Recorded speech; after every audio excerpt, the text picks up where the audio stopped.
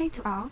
This sharing is about citric acid cycle, where we'll start with an overview of citric acid cycle and later look into how this cycle can generate energy, and lastly we'll see how the intermediate of citric acid cycle can be used as precursor for biosynthesis.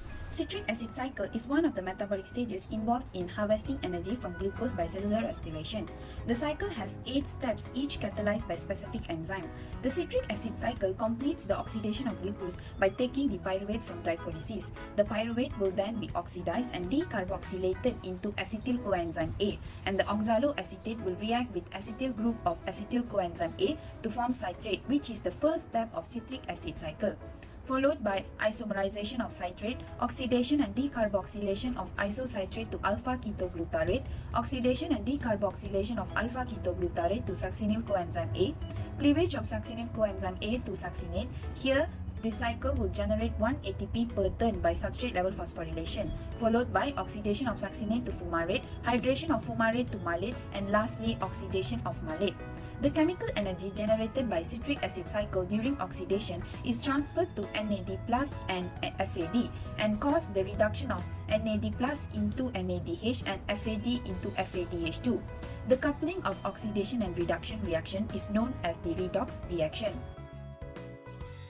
Now let's take a look at oxidative phosphorylation, which consists of electron transport chain and chemiosmosis that fuse the products from citric acid cycle to make energy in the form of ATP.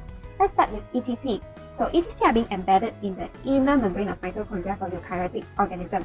It is made up from 4 multi-protein complexes, which is complex 1, 2, 3, and 4.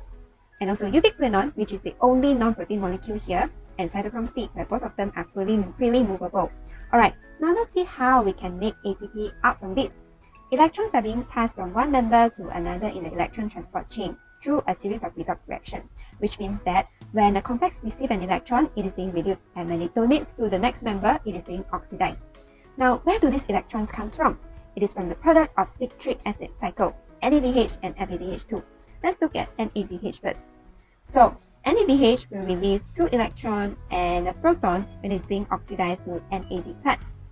Then, these 2 electrons will move across the electron transport chain one by one. So, the first electron acceptor here is complex 1, where it will pass the electrons to ubiquinone. As it passes along the electron, 1 proton will be pumped out to the intermembrane space, and then this ubiquinone will carry the electrons to complex 3. And when this complex 3 passes the electron to cytochrome C, another proton will be pumped out to the intermembrane space. Again, cytochrome C will pass this electron to complex 4. And then as complex 4 passes the electron to the last electron acceptor, which is the oxygen, another proton will be pumped out to the intermembrane space. And together, hydrogen ion, oxygens, and electrons, they make up a molecule of water. So when FADH2 is oxidized, it will release 2 electrons and 2 protons, so it is being oxidized into FAD. So the electron will undergo the similar reactions as NADH just now, but the first electron acceptor here will not be the complex 1, but rather it will be complex 2, because FADH2 have a lower energy level. So when the electron is being passed across the electron transport chain, another 2 protons will be pumped out to the intermembrane space. And now we have a high concentrations of hydrogen ion accumulating at the intermembrane space, which results in a proton motive force, where all these electrons wanted to go back to the mitochondrial matrix. And ATP synthase is like a tunnel here, providing the only pathway for proton to return to mitochondrial matrix. So as proton flow through this ATP synthase down its concentrations gradient, it causes the ATP synthase to rotate and activate it, and ta-da! ATP are being synthesized from ADP and inorganic phosphate, and this process is known as chemiosmosis. Together with ETC, they form oxidative phosphorylation. These reduced coenzymes such as NADH and FADH2 shuttle the cargo of high-energy electrons into the electron transport chain to synthesize ATP.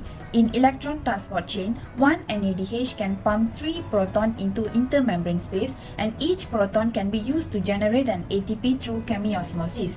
Therefore, 1 NADH produces 3 ATP, while 1 FADH2 produces 2 ATP. Overall, the total yield per turn of citric acid cycle is 3 NADH, 1 FADH2 and 1 ATP, therefore resulting in total of 12 ATP per turn of citric acid cycle.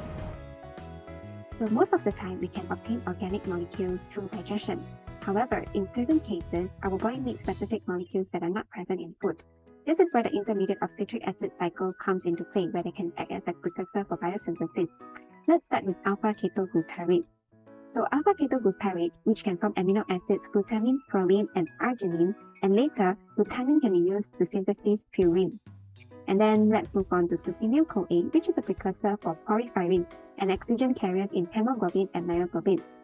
Lastly, oxaloacetate and also fumarate can be transaminated to aspartate. Aspartate is an important precursor for many amino acids, such as lysine, isoleucine, methionine, and asparagine. And then aspartate can be also used to act as a precursor for the synthesis of pyrimidine. So that's all from us. I hope you can gain something from here. Bye!